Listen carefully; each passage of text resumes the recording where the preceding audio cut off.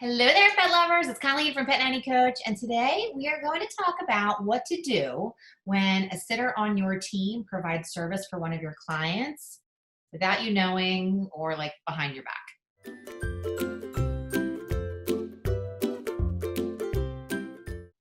All right, so this is the downside of building a team.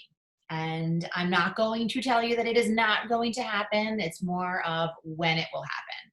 But there's different ways that you can handle it. So first, I want you to evaluate how you feel about the sitter. Is this a good hire? Is this someone that you enjoy working with? Is this someone that provides fabulous service to your clients? Is this someone that you don't want to lose? If that's the case, I suggest having an in-person meeting. If they're an IC, make sure you have their independent contractor agreement. If they're an employee, make sure you have their signed employee handbook, which hopefully you have done in your sitter onboarding process. And you're going to sit down and you're going to go over their job description, what's expected of them, and how they breached their contract, and what you can do as an employer, what lengths you can go to if you wanted to pursue it, whatever you have in your contract, but that you really don't want to do this. You really love working with them, but you need to come to an understanding and you need to be able to trust this person. 9 times out of 10, that's all that's going to need to happen.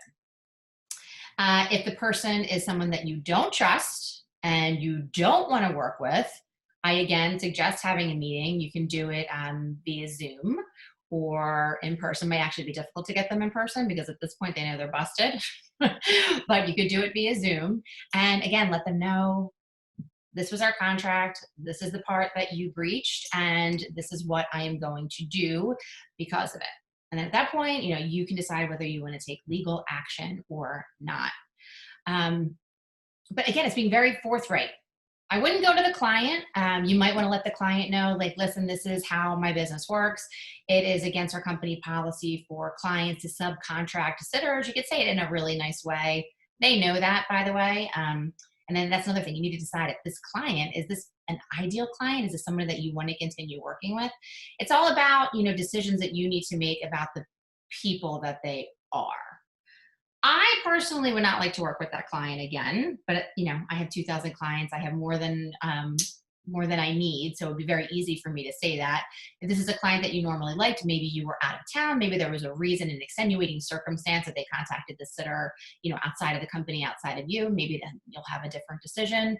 But I would just make a note of it on their client record inside your pet sitting software and just be aware.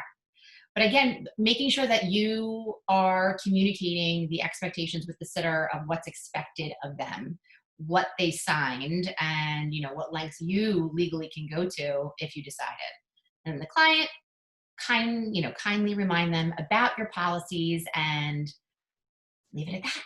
All right. So I know these are sticky situations. It really stinks. It's like kind of get like a punch in the gut when you find out that someone that you know, like, and trust, either on the client side or the sitter side, goes behind and takes you out of the whole process. But it will happen. Again, you should have a system for it. What are you going to do when you find out that someone that is on your team breaches their contracts? Have it all mapped out so you know exactly what to do and you don't have to guess. You're just following the company protocol. All right. Thanks again for being here. Talk to you later. Bye.